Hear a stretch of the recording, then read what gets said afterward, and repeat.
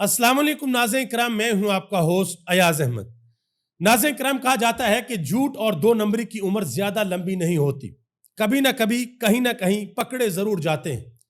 बिल्कुल इसी तरीके से मोदी हुकूमत और गोदी मीडिया, ये दोनों पकड़े गए हैं। भारत के अंदर से इनसे सवालात पूछे जा रहे हैं, लेकिन इनके पास जवाबात नहीं। तफसीलात आपके सामने रखने के लिए जा रहा हूं। इसके अलावा पाकिस्तान के अंदर से एक इंतहाई अहम बात की गई है कि अगर हिंदुस्तान और पाकिस्तान के दरमियान जंग होती है तो ये जंग किस नौयत की होगी, कितनी देर लंबी ये जंग चल सकती है, और वो कौन सा अमल है जिससे हिंदुस्तान की हुकूमत बहुत ज्यादा खौफजदा है कि पाकिस्तान जंग के दौरान ये काम कर सकता है। इसके अलावा पाकिस्तान से एक अहम तरीन खबर है इमरान खान के हवाले से। इमरान खान के नाम का खौफ अभी तक बरकरार है। किसी जगह पर अगर इमरान खान का नाम लेना जरूरी है तो वो नहीं लिया जा रहा, सिर्फ इस खौफ की वजह से कि पब्लिक का रिएक्शन आएगा। सिंध से अहम तरीन खबर है, नहरों के हवाले से वहां पर एहतजाज हो रहा है, अवाम और पुलिस का आमना सामना हुआ है, और नून लीग के एक रहनुमा ने नहरों के हवाले से एक अहम तरीन पैगाम दिया है, वो भी आपके सामने रखता हूं। पाकिस्तान ने चाइना से मदद मांगी है, और साथ ही यह भी खबर है कि पंजाब हुकूमत ने एक प्रेस कॉन्फ्रेंस करके कहा है कि हम कुछ अहम तरीन काम करने के लिए जा रहे हैं, वो भी आपके सामने रखने के लिए जा रहा हूं। फिर आपको अंदाजा होगा कि ये जो हुकूमतें होती हैं इनकी प्रायोरिटीज क्या होती हैं, ये पैसा क्या सोच के लगाती हैं। आगे बढ़ने से कबल गुजारिश करूंगा कि वीडियो को लाइक कर दें, चैनल को सब्सक्राइब कर लें, और मेरे उन तमाम दोस्तों का बेहद शुक्रिया जिन्होंने हमारे यूट्यूब चैनल को सब्सक्राइब किया। नाज़रीन करम, सबसे पहले बात करते हैं हिंदुस्तान की हुकूमत और हिंदुस्तान का मीडिया, जिसको हिंदुस्तान के लोग गोदी मीडिया कहते हैं, क्योंकि मोदी सरकार ने बिल्कुल उनको अपने कंट्रोल के अंदर किया हुआ है। और बहुत से एंकर हैं जो कि वही लाइन बोलते हैं, वही काम करते हैं, वही बयानियां बनाते हैं जो कि मोदी सरकार कहती है, यानी कि उनकी हुकूमत कहती है। इसकी मिसाल आपको पाकिस्तान के अंदर भी देखने को मिलती है, पाकिस्तान के अंदर भी ये काम होते हैं। लेकिन अब हिंदुस्तान के अंदर सवाल पूछा जा रहा है, और हिंदुस्तान की हुकूमत के पास और हिंदुस्तान के गोदी मीडिया के पास उस सवाल का जवाब नहीं है। मैं एक सवाल आपके सामने रखने के लिए जा रहा हूं। ये हिंदुस्तान के एक सोशल एक्टिविस्ट हैं, एक यूट्यूबर है जिनका नाम है ध्रुव राठी। उन्होंने अपने यूट्यूब चैनल के ऊपर एक वीडियो डाली पहलगाम अटैक के हवाले से, और 20 घंटे के अंदर 16 मिलियन लोगों ने उनकी वीडियो को देखा। उन्होंने अपनी वीडियो के अंदर यह सवाल उठाया कि वहां पर सिक्योरिटी क्यों नहीं थी, जहां पर टूरिस्ट थे और इतनी ज्यादा फौज वहां पर हिंदुस्तान ने लगा रखी है, लेकिन वहां पर सिक्योरिटी क्यों नहीं थी। और सबसे अहम तरीन सवाल कि जैसे ही यह वाकया होता है 10 मिनट के अंदर FIR काट ली जाती है, लेकिन एक खतून यह कहती है कि मेरा जो भाई था वो 1.5 घंटे तक जिंदा रहा, अगर कोई वहां पर पहुंचता तो उसको बचाया जा सकता था। बिल्कुल इसी तरीके से हिंदुस्तान की आवाम सोशल मीडिया के ऊपर यह सवाल पूछ रही है कि भाई ठीक है, आपने पाकिस्तान के ऊपर इल्जाम लगा दिया, जब भी कुछ होता है, चाहे वो पहलगाम अटैक हो, चाहे वो पुलवामा हो, चाहे वो मुंबई अटैक्स हो, या किसी और जगह पर कुछ और हिंदुस्तान के अंदर, सबसे पहले वो इल्जाम लगाते हैं पाकिस्तान के ऊपर। उन्होंने सवाल पूछा है कि आपकी अपनी सिक्योरिटी कहां पे थी, आपके लोगों की हिफाजत करना आपकी जिम्मेदारी है, आपने अपने लोगों की हिफाजत क्यों नहीं की। अब इन सवालात के जवाब मोदी सरकार के पास या गोदी मीडिया के पास नहीं। क्यों? क्योंकि उनको पता है कि मोदी ने एक बहुत बड़ी चाल खेली है। वो चाल मैं आपको बता देता हूं। ये हाल ही में जो इलेक्शन हुआ है, मोदी जो बड़ी मुश्किल से इलेक्शन जीता है, मोदी ने इस इलेक्शन से पहले कैंपेन के अंदर नारा लगाया था कि अब की बार 400 पार। लेकिन दूसरी तरफ कैंपेन चली, अपोजिशन ने बड़ी जबरदस्त किस्म की कैंपेन चलाई, और 400 तो दूर की बात है, मोदी बड़ी मुश्किल से मेजोरिटी ले सका और कोलिशन के अंदर गवर्नमेंट बनानी पड़ी। अब यह जो वाकया हुआ तो मोदी सरकार ने तबले जंग बजा दिया कि हम पाकिस्तान को जवाब देंगे, हम रिवेंज लेंगे, और फिर उन्होंने ऑल पार्टीज कॉन्फ्रेंस बुलाई, सब पार्टियों को बिठाया, और मोदी ने वहां पर ठप्पा लगवाया कि सारी की सारी पार्टीज मेरे साथ खड़ी हैं। नाज़रीन करम, पाकिस्तान हो या हिंदुस्तान, इन दोनों मुल्कों की सियासत तकरीबन एक जैसी है, इनके सियासतदानों की सोच भी तकरीबन एक जैसी है। तो आपको अंदाजा हो गया होगा कि ये लोग क्या करने के लिए जा रहे थे। आगे आ जाए जी। नजम सेठी साहब ने पाकिस्तान से एक इंतहाई अहम बात की है। कहते हैं कि मुख्तसर दुरानिया की जंग में भारत पाकिस्तान पर हावी नहीं हो सकता, यानी कि अगर मुख्तसर 2, 3, 4 दिन की जंग होती है तो भारत पाकिस्तान के ऊपर हावी नहीं हो सकता। लेकिन अगर जंग लंबी हो तो पाकिस्तान ठहर नहीं सकता, क्योंकि रिसोर्सेज नहीं है, اسی لیے پاکستان کے پاس نیوکلر آپشن ہے. یہ بات انڈیا کو پتا ہے, اس لیے کوئی جنگ نہیں ہوگی. جھڑپیں اور فالس فلیگ پروپیگنڈا دونوں طرف سے جاری رہے گا. اب میں ایک چیز آپ کے یہاں پر بتا دیتا ہوں.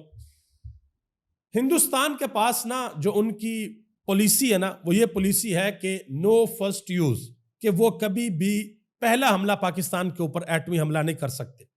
لیکن پاکستان چونکہ اپنا ڈیفنس کرتا ہے, ہندوستان نے ادھر ادھر اگر جھڑپیں جاری کی اور پاکستان کو لگا کہ نہیں بھائی ہماری سالمیت خطرے میں ہے, تو پاکستان فرسٹ یوز پالیسی کے اوپر جا سکتا ہے.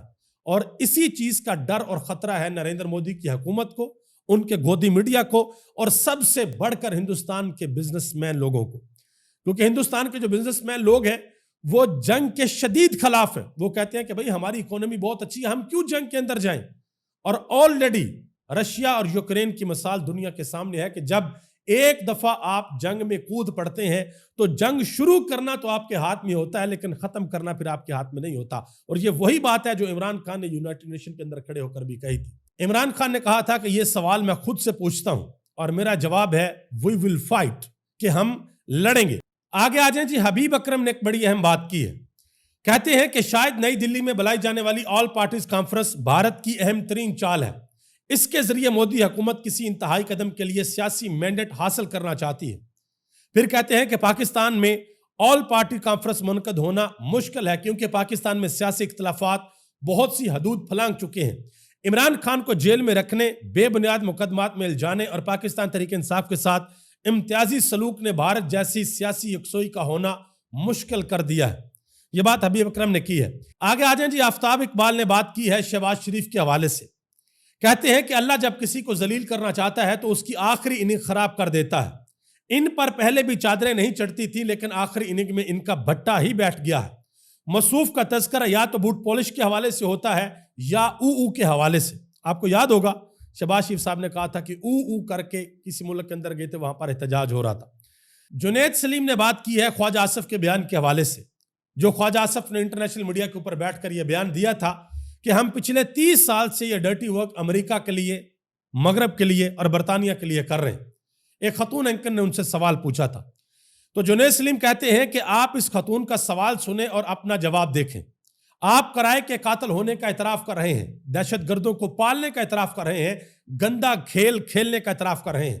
آپ ہمیشہ یہ سمجھتے ہیں کہ آپ کسی دودھ دہی کی دکان پر کھڑے ہیں, جو منہ میں آیا کہہ دیا, جس وقت چاہا جگت لگا دی. یہ بات جنید سلیم نے کی ہے. اسی طرح ایک بات اسی بیان کے حوالے سے بیرسٹر سعد رسول نے بھی کی ہے. انہوں نے کہا کہ ہمیں جہالت کے دور سے نکلنا ہوگا, خدا را پاکستان کا سوچیں, خدا کا واسطہ ہے مائک کو خواجہ آصف سے دور رکھیں اور کسی پڑھے لکھے بندے کے سامنے رکھیں, اس سے پاکستان کی بہت بہتری ہوگی. کہتے ہیں کہ کسی کو اچھا لگے یا برا لگے, لیکن اس وقت قوم کا نمائندہ عمران خان ہے اور عمران خان کو آن بورڈ لینا پڑے گا. وہ کہتے ہیں کہ یہ نہیں ہو سکتا کہ آپ عمران خان کو آؤٹ کر دیں, کیونکہ سب سے بڑی سیاسی جماعت انہی کی ہے, سب سے زیادہ ووٹ بھی انہی کے ہیں اور سب سے زیادہ MNAs بھی انہی کے ہیں. لیکن یہاں صورتحال یہ ہے کہ عمران خان کی بہنوں کو بھی ان سے ملنے نہیں دیا جا رہا. اور دوسری طرف کیا ہو رہا ہے, PSL کے میچز چل رہے ہیں. لاہور قذافی اسٹیڈیم کے اندر آپ کو پتا ہے کہ عمران خان انکلوئر بھی ہے, اور جب وہاں پر نام لیے جاتے ہیں سب انکلوئرز کے, تو جب عمران خان کے انکلوئر کی باری آتی ہے تو عمران خان کا نام نہیں لیا جاتا, صرف شاید اس ڈر اور خوف سے کہ جب عمران خان کا نام لیا جائے گا تو پورے اسٹیڈیم کے اندر نعرے لگ سکتے ہیں, قیدی نمبر 804 کی آواز بلند ہو سکتی ہے. تو گزارش ہے PCB سے کہ کھیل کو سیاست سے علیحدہ رکھیں, کھیل اور سیاست کو مکس نہ کریں. عمران خان اگر پاکستان تحریک انصاف کا ہیرو ہے سیاست کے میدان کے اندر, تو عمران خان پوری قوم کا ہیرو ہے کرکٹ کے میدان کے اندر. تو عمران خان کو جو وہاں پر جو عمران خان ہیرو ہے وہ ہیرو ہے, اس کا نام وہاں سے بالکل بھی مائنس نہیں ہونا چاہیے. علیمہ خان نے ایک بڑی اہم بات کی ہے, کہتی ہیں کہ حملہ ہوا تو شہباز شریف پہلا جہاز پکڑ کر بھاگ جائے گا, ہم اور ہمارے بچے یہیں لڑیں گے, اڈیالہ کے دروازے کھولے جائیں اور عمران خان کو رہا کیا جائے. یہ انہوں نے ڈیمانڈ کی ہے. اسی طرح ایک بات کی ہے عالیہ حمزہ نے, انہوں نے کہا کہ ابھی بھی فیصلہ کر لیں کہ بھارت سے لڑنا ہے یا پھر پاکستان تحریک انصاف سے. انہوں نے کہا کہ یاد رکھیے گا ہمارے لیے کل بھی پاکستان مقدم تھا, آج بھی پاکستان مقدم ہے. جان لیں جنگ فوج نہیں پوری قوم لڑتی ہے, اور پوری قوم کو یکجا کرنے والا جیل کے اندر بیٹھا ہے. یہ انہوں نے بات کی ہے. نصرت جوید صاحب نے ایک بڑی اہم بات کی ہے, کہتے ہیں کہ جیلم چناب کا پانی یہاں نہیں آئے گا تو پورا کشمیر ڈوب جائے گا، جلد از جلد بھی وہ ڈیم بنائیں گے تو کم از کم 6-7 سال لگیں گے۔ انڈین حکومت 2 دفعہ خط لکھ چکی ہے کہ ہم اس پانی کے معاملے کے اوپر بات چیت کرنا چاہتے ہیں، لیکن ہمارے میڈیا کو اڈیالہ سے فرصت ملے تو کوئی اور بات کریں۔ یہ وہ کہہ رہے ہیں کہ جیلم اور چناب کا پانی اگر ہندوستان روکنا بھی چاہے تو وہ روک نہیں سکتے، ان کو ڈیم بنانے پڑیں گے اور 6-7 سال لگیں گے۔ اور اس حوالے سے وہ پاکستانی حکومت کو خط بھی لکھ چکے ہیں، لیکن یہاں پہ سارے کا سارا جو فوکس ہے وہ اڈیالہ جیل کی جانب ہے۔ محمود خان اچکزئی نے ایک بڑی اہم بات کی ہے، کہتے ہیں کہ اگر کسی کو میری ٹوپی پسند نہیں، میری چادر پسند نہیں، یا میں بحیثیت محمود خان پسند نہیں، تو میں قسم اٹھا کر کہتا ہوں کہ میں سیاست چھوڑ دوں گا، لیکن خدا کا واسطہ ہے پاکستان کے اوپر رحم کرے۔ پاکستان مسلم لیگ نون کے ایک رہنما ہے شیخ کیسر صاحب، کہتے ہیں کہ جہاں تک نہروں کی بات ہے وہ تو بن رہی ہیں اور پیپلز پارٹی کبھی بھی ہم سے الگ نہیں ہوگی، کیونکہ صدر، چیئرمین سینٹ، ڈپٹی سپیکر ان کے ہیں، 2 صوبوں میں ان کی حکومت ہے۔ یہ پیپلز پارٹی کو بھی پتا ہے کہ وہ الگ نہیں ہو سکتے، کیونکہ اس کے بعد کوئی حکومت نہیں رہے گی اور نئے الیکشن ہوں گے۔ یہ ہے وہ گڈے گڈے کا کھیل، یہ ہے وہ چوں چوں کا مربع، یہ ہے وہ نورا کشتی جو ہمیشہ سے نون لیگ اور پیپلز پارٹی مل کر کھیلتے ہیں۔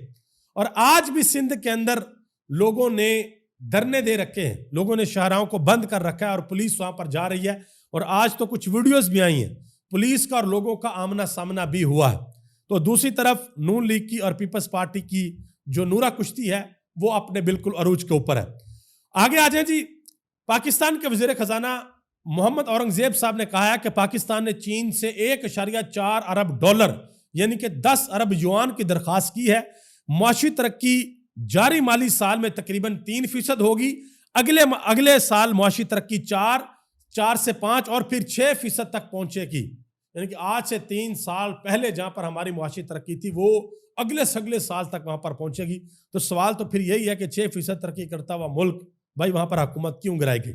اب ایک طرف تو ہم چائنا سے لے رہے ہیں بھائی قرضہ $1.4 ارب کا، اور دوسری طرف یہ ذرا دیکھ لیں پنجاب کے اندر عظمہ بخاری صاحبہ نے پریس کانفرنس کی ہے اور یہ کہا ہے کہ پنجاب میں 2 بڑی خوشخبریاں ہیں۔ صوبائی حکومت ایئر پنجاب چلانے کے لیے تیار ہے، لاہور تا راولپنڈی بلٹ ٹرین بھی چلائی جائے گی۔ یہ پاکستان کی پہلی بلٹ ٹرین ہوگی جو اپنا سفر 2 گھنٹے 20 منٹ میں مکمل کرے گی۔ تو ان کو جواب دیا ہے احمد وڑائچ صاحب نے، وہ کہتے ہیں کہ پی آئی اے تو ان سے چل نہیں رہی اور اب یہ لیز پر طیارے لیں گے اور ایئر پنجاب بنائیں گے۔ انہوں نے کہا کہ ہونا وہی ہے، یعنی کہ نقصان ہونا ہے۔ ایک وقت آئے گا جب Sahiwal coal power plant, Lahore orange train کی طرح یہ صوبائی ایئر لائن منصوبہ بھی خزانے پر سفید ہاتھی بن کر رہ جائے گا، پھر اربوں روپے کی سبسڈی دی جائے گی۔ ان کو جواب دیا ہے، مزمل اسلم نے بھی جواب دیا اس حوالے سے۔ انہوں نے کہا کہ آج پٹواریوں کو ٹک ٹاکر وزیر اعلیٰ نے بلٹ ٹرین کا شوشہ چھوڑ کر ماموں بنایا ہے۔ چین جیسا ملک بھی 1 کلومیٹر $21 ملین فی کلومیٹر لاگت سے کم نہیں بنا سکا۔ فاصلہ لاہور سے راولپنڈی 365 کلومیٹر ہے۔ فرض کریں کہ $20 ملین کا ہی تخمینہ ہو تو لگ بھگ $7.3 ارب بنتے ہیں، جو پاکستان کے 70% زر مبادلہ کے ذخائر ہیں۔ یہ انہوں نے بات کی ہے کہ یہ تو پاسبل ہی نہیں۔ ابھی تک اتنا ہی، آپ سب کا بہت بہت شکریہ۔ پاکستان زندہ باد، پاکستان کے کروڑوں عوام پائندہ باد۔